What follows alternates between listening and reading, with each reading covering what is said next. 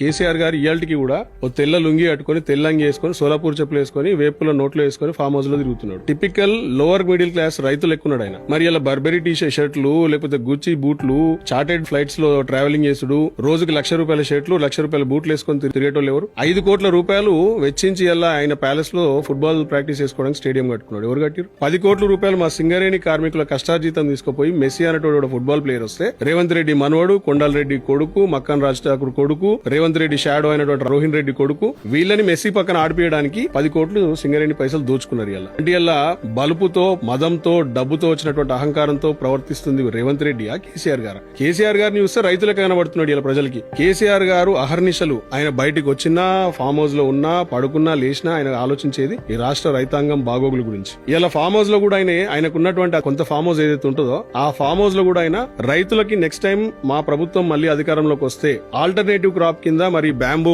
లేకపోతే ఇంకేదన్నా ప్లాంటేషన్ వేయాలని అని చెప్పేసి ఎక్స్పెరిమెంట్ చేస్తుండే ఆయన ఫామ్ లో. రైతులకు హెల్ప్ చేయడానికి ఆయన 24 గంటలు ఆలోచిస్తారమ్మా. ఈ ఇరిగేషన్ ప్రాజెక్టులైనా లేకపోతే రైతు బంధు అయినా, రైతు రుణమాఫీ అయినా దేశానికి రోల్ మోడల్ స్కీమ్స్ తీసుకొచ్చిందే కేసీఆర్. ఇంకా నీకు అవినీతి ఏడుంది, కుటుంబ పాలన అంటారు. కుటుంబం రేవంత్ రెడ్డి పక్కన ఉన్నది ఎవరు? వాళ్ళ బ్రదర్స్ కదా.